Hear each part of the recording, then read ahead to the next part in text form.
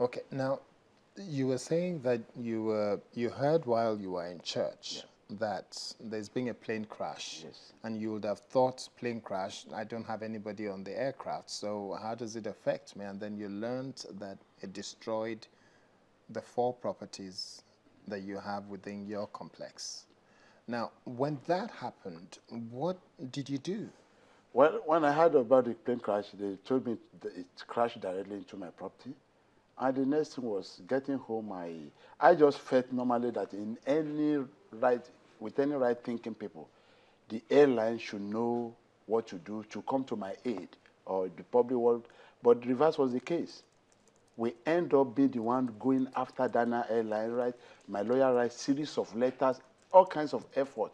They were not responding. You can't imagine that it is so evident that they don't even have the plan to pay because every document they ask we have supplied. We make frantic effort to settle, for us to settle, to avoid going to court. But at every time they ask for this, we give them, they will ask for another thing. It's going to look as if they want to settle, but at the end of it, they are going to ask for something else. It will shock you to hear that they went ahead to apply to the court to throw out the case. And you have proof for this. I have proof for this because at the end of the day, the court gave judgment in our favor. Okay, so when all of that is happening, have you had any chance whatsoever to speak with anybody from the management of Dana? Well, I think only one time I met one of their, human resource manager who came and promised heaven on earth that they were going to do everything and return me to the state I was before the crash. Of course, that's what I expected because it's not, some people ask if they give you this, what will you take? I said, no, it's not a fundraising exercise. All I'm requesting for them to return me to the state I was. He met me one time and said they were going to do this, and after that, they back out.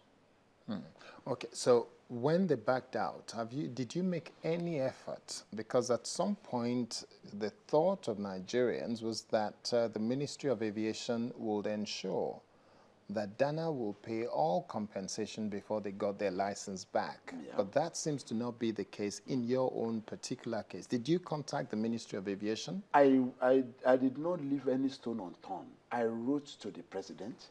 I wrote to the Senate. Did you get any I even message got from a the reply presidency? from the Senate that the House Committee on Aviation is looking into it, and they will get back to me. Till today, nothing more.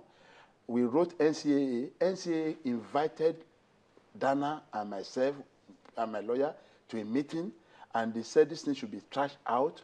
That they hope that was when Demorin was still in the office, and we thought it was going to end it there. But till today, they just don't want to do anything.